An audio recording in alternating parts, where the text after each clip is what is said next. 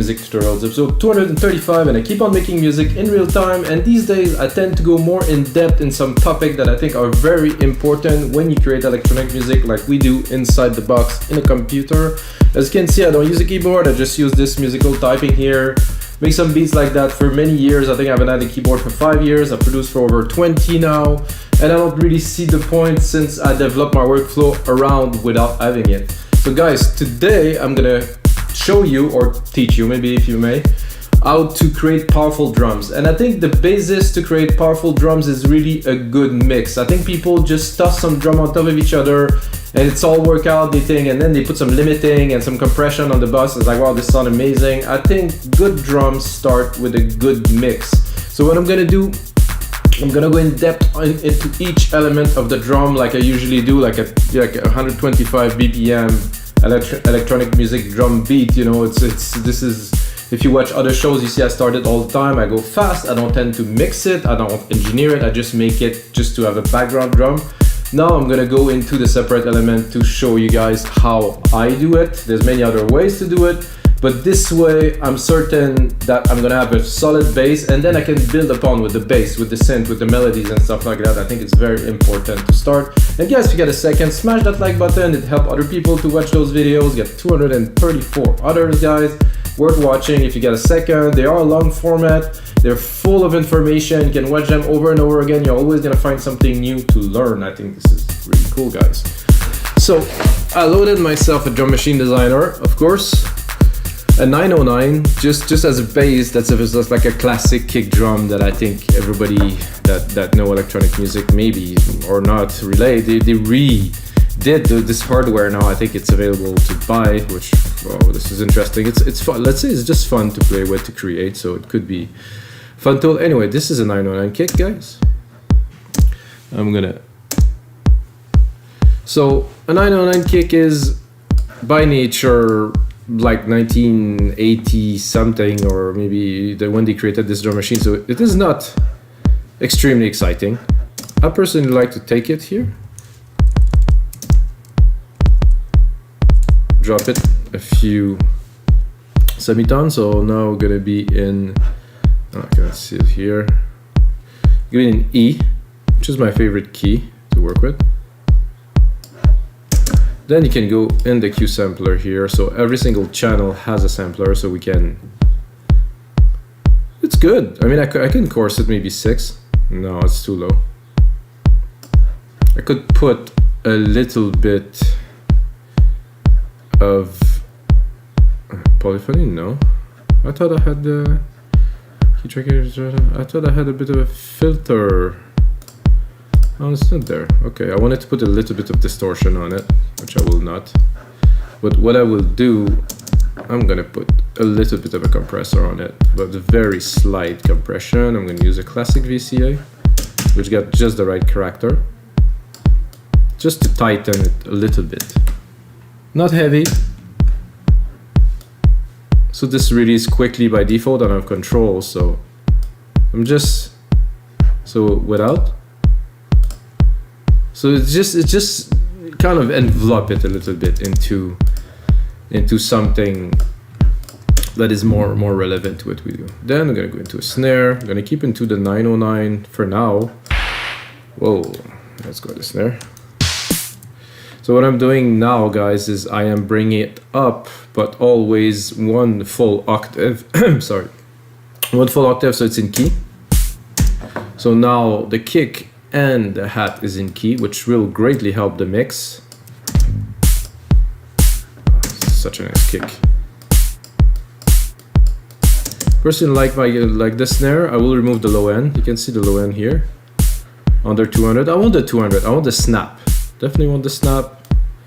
Don't want the hump. There is a little bit. You might think it's not, but it is there. And you always want to cut the low end. So I'm gonna give myself a bit more juice. And what I like to do with the snare too is there's a delay here. Just give it a little. Very little. I just want to be picky. I'm gonna go into, I'm gonna give it like this here. So I cut the low end, like the snap out of the delay. So it's there, but it isn't really there. Of course, after this, we're gonna go into hi-hat. I'm gonna take that open hat. The open hat from this kit. Oh, actually, I'm still on the 909, so I'm gonna keep it 909, guys. I'm gonna replicate this. So I think I'm keeping the punch. I keep space, so the kick is still there, very present. Again, I'm gonna go in the hat and check this out. There's some low end here. If I would crank it up, you could see it a little bit. For this, I would probably go almost to 1K. No, there's some nice resonance around 500 here. I don't know if you guys can hear it. If you go really extreme, what is nice to do too is to create a narrower band here and around 5 to 6K, just drop it a little bit. So with this, you'll be able to raise the volume, let's say 5 dB, and go a bit wider. So if you do this, guys, you can see there's already a dip here. There's a reason for that, is because if the hat, when you mix the hat and you master the track at the end, the hats are gonna come up in the mix. Let's say you add some instrument, you're gonna see that the hats are gonna come up, and this part is a bit harsh. It's for like a cymbal, so let's say like this, and then let's put it. It just has this little bit of harshness, you know, so like this, it's much cleaner. For the ears, you know, for people to enjoy the music. Then I'm gonna go into a low tom, which is very necessary. There's ways to do this. There's also places. Personally, I like my low tom to be here on every 4 beat. I mean, this is my kind of thing. I don't know. This is common. I heard that in so many tracks. This is, I think it comes from me from Hard Floor in the early 1990s. So, and this, I want the chug. I definitely want the low end of it. I want to be about the same as the kick. So I don't want it to go over the kick. I want it to be like.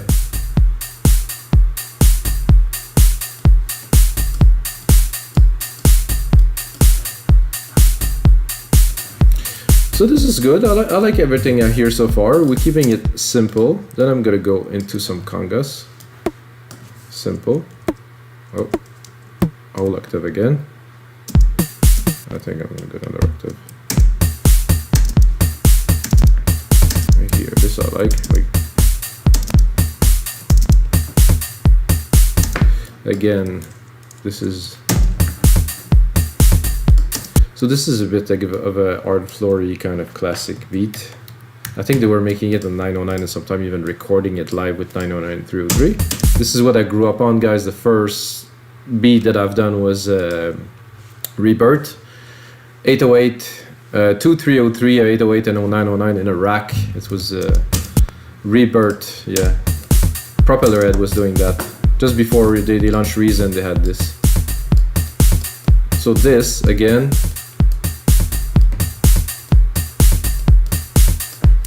Now that I put that, this is coming up a bit much. And listening to this, I would like to compress it a little bit. So I'm gonna do a compressor, another comp here.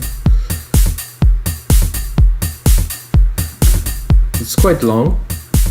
I'm gonna go again with the VCA. Without. With. Much more focus.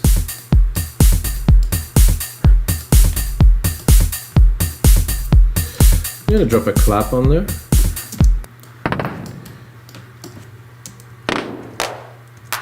So there's 2 different claps. This one, I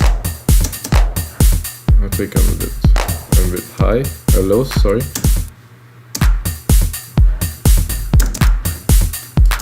I'm not sure what would I do with the clap for today. You can do like a double at the end here.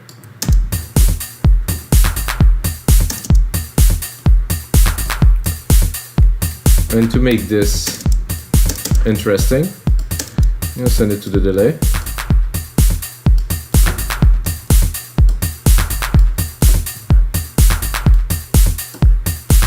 See, the beat is super simple. It's impactful. Get everything we need. Then I'm gonna do a rolling hat, which is a thing for me. This is again come from my early electronic music days. Was like, and also the fact that I had some drum machine back in the days, like the Roland, not the Roland, the Korg. They did a series of electribe with drums and stuff. Oh, that was good stuff. So this, I think I can go up another octave. So you can hear the relation between the open hat and the closed hat. Again, cut the lows. I can go really high, but there's something around 1K here that is really good. And I want to keep. Actually, there's something around 300. This is strange, eh? And this really make it so much more lively. Without, see, without it seems to be brighter. When I put the EQ, it seems it has a bit more presence there. That means we have some lows that are in there. So what I'm gonna do with this, I'm gonna do a sample delay. I'm gonna do 10 milliseconds on the left. I'm gonna do 20 milliseconds on the right. Maybe I'm actually a little bit much, so I'm gonna do 5 and 10. So without, it's very centered, very narrow in the middle. With, it space it out completely in the mix. Now to mix it, I'm gonna play with the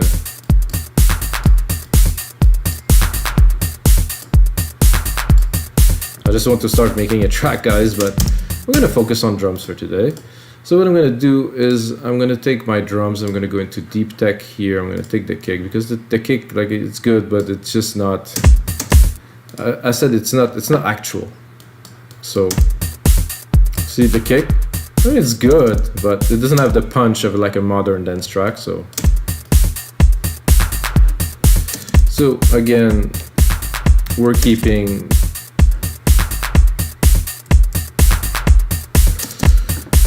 the key. However, I'm gonna go and browse a little bit into the kick. So I'm gonna go in the kick 2 section. I could do that. I have to really hear it. This could be interesting. Ooh, this is fun. It has this like drive in it. Let's listen. I like that.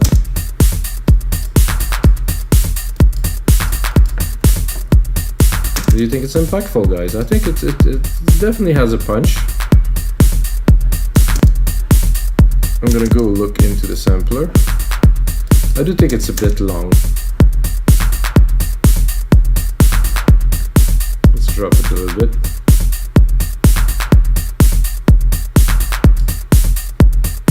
So I really want this punch and a little bit of the grit, but not so much.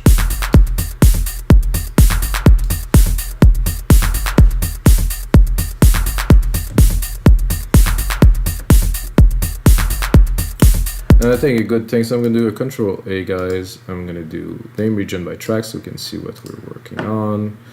I'm gonna go into my hi-hat here. I'm gonna turn that into a shaker channel. Something like this. However, I'm gonna tune it a little bit to the right. I'm gonna again replicate. Oh.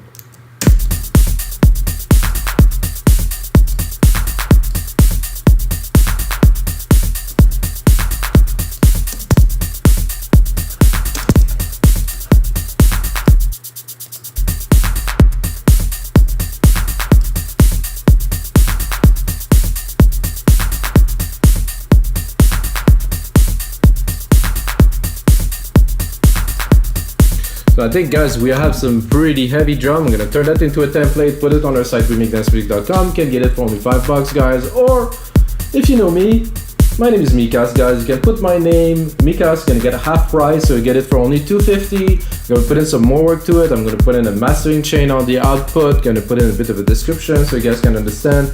But you can see this is a really good punchy start to a track. It is a little bit classic, which I think is cool, which is coming back these days, really everywhere. And until next time, guys, may the sounds be with you.